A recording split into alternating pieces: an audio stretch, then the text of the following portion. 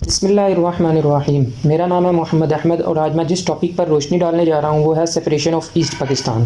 جی ہاں، میں اسی سانحے کا ذکر کرنے جا رہا ہوں جس سے پاکستان کا مشرقی حصہ بنگلہ دیش میں تبدیل ہو گیا۔ پاکستان کیسے ٹوٹا اور کس کی وجہ سے ٹوٹا، اس ویڈیو میں ہم ان باتوں پر روشنی ڈالنے کی کوشش کریں گے۔ پاکستان کے ٹوٹنے کی چند بڑی وجوہات میں آپ کے سامنے پیش کروں گا۔ 1969 میں ایوب خان کے استعفے کے بعد صدر یحییٰ خان صدر کے عہدے پر فائز ہوئے، اور وہ بھی بغیر کسی انتخابات کے۔ صدر منتخب ہونے کے بعد یحییٰ خان نے تمام سیاسی سرگرمیوں کو پھر سے بحال کر دیا اور شیخ مجیب الرحمان کو اگرتلہ کیس سے بری الذمہ کر دیا۔ یحییٰ خان نے ملک میں 23 سال بعد دوبارہ سے الیکشن کا اعلان کر دیا۔ Elections will take place. I have left this decision to the Chief Election Commissioner, who is a complete independent body. 1970 میں الیکشن کے نتائج نے ایک سنگین رخ اختیار کر لیا۔ عوامی لیگ، جو کہ مشرقی پاکستان کی مقبول جماعت تھی، 300 میں سے 160 نشستیں لے کر جیت گئی، جبکہ ذوالفقار علی بھٹو کی پیپلز پارٹی نے صرف 81 نشستیں حاصل کی۔ الیکشن میں عوامی لیگ کی برتری کی وجہ سے صدر یحییٰ خان نے بہت جلد اقتدار مجیب الرحمان کو سونپنے کا اعلان کر دیا، اور فروری میں صدر یحییٰ خان نے 3 مارچ کے قومی اسمبلی کے اجلاس کا بھی اعلان کر دیا۔ لیکن یہاں سے معاملات نے سنگین رخ اختیار کر لیا جب تمام دوسری پارٹیوں نے تو ڈھاکہ جانے کی تیاریاں شروع کر دی، لیکن بھٹو نے مجیب کی حکومت بنانے کی مزاحمت شروع کر دی۔ ذوالفقار علی بھٹو نے اپنی حکومت کو بچانے کے لیے نعرہ لگایا کہ ادھر تم ادھر ہم۔ I want my rights. Emancipation. I want my emancipation. I want to live like a free citizen of a free country. You mean independence? That I don't mean. Yeah. It can be done many ways. Ultimately. Ultimately, it can be done many ways. West Pakistan cannot do anything about it. Who can do anything when 70 million people are united behind us? Even with the army. What damn army can do? عوامی league نے election 6 نکات پر لڑا تھا، جو کہ شیخ مجیب کے 6 نکات کہلاتے ہیں۔ شیخ مجیب کے نکات یہ تھے کہ گورنمنٹ منتخب شدہ ہو اور ہر صوبہ خود مختار ہو، دونوں حصوں کی الگ الگ کرنسی ہو، ہر صوبے کا ٹیکس اپنا ہو، ہر صوبہ تجارتی طور پر خود مختار ہو، اور ہر صوبے کی الگ فوج ہو۔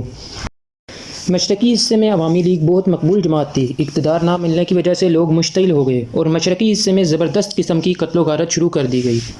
عوامی لیگ کے کارکنوں نے مشرقی حصے میں مشتعل کارروائیاں شروع کر دی۔ وہ غیر بنگالیوں کو قتل کر دیتے۔ ایک ہفتے میں ہی انہوں نے سینکڑوں لوگوں کو موت کے گھاٹ اتار دیا۔ عوامی لیگ کی کارروائیوں کی وجہ سے صدر یحییٰ خان نے عوامی لیگ کو بین کر دیا۔ مجیب اور اس کے کارکنوں کو ملک دشمن قرار دے دیا گیا اور مشرقی حصے سے تمام اسلحہ کو 24 گھنٹوں کے اندر اسلحہ خانوں میں جمع کرانے کی ہدایت کر دی گئی۔ مشرقی حصے میں حالات کی ناسازی کی وجہ سے صدر یحییٰ خان نے مشرقی حصے میں آپریشن شروع کرایا، جسے آپریشن سرچ لائٹ کہا جاتا ہے۔ مورخین کہتے ہیں کہ یہ آپریشن پاکستان ٹوٹنے کی سب سے بڑی وجہ تھی۔ آپریشن کا مقصد مشرقی حصے میں لوگوں کے درمیان سول وار کو روکنا تھا۔ ادھر مجیب نے لوگوں کو حکومت کے خلاف تحریکیں چلانے کی طرف لگایا ہوا تھا۔ گورنمنٹ نے مجیب کو گرفتار کیا اور جیل میں بھیج دیا۔ اس آپریشن کی وجہ سے لوگ پاک فوج کے بہت خلاف ہو گئے۔ یہی نہیں بلکہ پاک فوج میں موجود بنگالی بھی باغی ہو گئے۔ I have started for Satyagraha and non-cooperation movement against them. And I am sure my people will not pay tax. I am sure the people will not join in the government. I am sure the people are absolutely. India نے اس operation کا خوب فائدہ اٹھایا اور لوگوں کو اسلحہ supply کرنا شروع کر دیا۔ انہوں نے اپنے لوگوں کو بنگالیوں میں گھسا دیا اور فوج کے خلاف ورگلایا۔ لوگ پہلے ہی فوج سے تنگ تھے، انہوں نے پاک آرمی کے راستے میں روڑے اٹکانے شروع کر دیے۔ بھارت نے شیخ مجیب الرحمان کے ساتھ مل کر پہلے سے ہی مشرقی پاکستان کے خلاف سازش کر رکھی تھی، جس کا اعلان ایک خطاب کے دوران اندرا گاندھی نے بھی کیا تھا۔ بھارت نے 3 دسمبر 1971 کو اپنی افواج باقاعدہ طور پر مشرقی پاکستان میں داخل کر دیں۔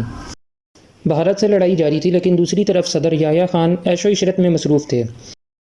یحییٰ خان جو ہے وہ بے حد عیاشی کی زندگی گزارتے تھے اور اپنا زیادہ تر وقت شراب نوشی اور خواتین کے ساتھ صرف کرتے تھے۔ یہ کمشنر محمود الرحمان کمشن رپورٹ میں جنگ کے نازک دنوں میں یہ وہ ہے، کمیشن کہہ رہا ہے، فائنڈنگ ہے، الزام نہیں ہے، الزام نہیں ہے، یہ فائنڈنگ ہے۔ ٹھیک ہے۔ جنگ کے نازک دنوں میں جنرل نے اپنا صدارتی دفتر میں جانا بند کر دیا تھا، جاتے نہیں تھے وہاں، اور جنرل ہیڈ کوارٹر جو تھا GHQ، وہاں بھی 2 یا 3 دفعہ گئے آپریشن روم میں۔ बाकी सारा वक्त जो है वही शराब और शबाब और मशकूक शोहरत रखने वाली बहुत सी ख्वातीन के उनसे इंतहाई करीबी ताल्लुकात थे। ये जज साहब कह रहे हैं, वो फरमाते हैं इनमें चंद जो है बेगम Shamim KN Hussain, IG police मशरकी Pakistan की बीवी, जो IG की बीवी साहबा थी। बेगम भारत से लड़ाई के शुरू से ही पाक फ़ौज को शिकस्त का सामना करना पड़ रहा था। इसकी बड़ी वजह यह थी कि मुकामी लोग भी भारतीय फ़ौजियों का साथ दे रहे थे। 14 दिसंबर 1971 को भारत ने ढाका के अलावा पूरे मशरकी हिस्से पर कब्ज़ा कर लिया। ढाका में पाकिस्तान के दिफा के लिए सिर्फ 5000 जवान मौजूद थे। जनरल नियाज़ी ने जनरल फरमान और एडमिरल शरीफ से मशवरे के बाद पाक फ़ौज को हथियार डालने का हुक्म दे दिया और 16 दिसंबर 1971 को बांग्लादेश वजूद में आया।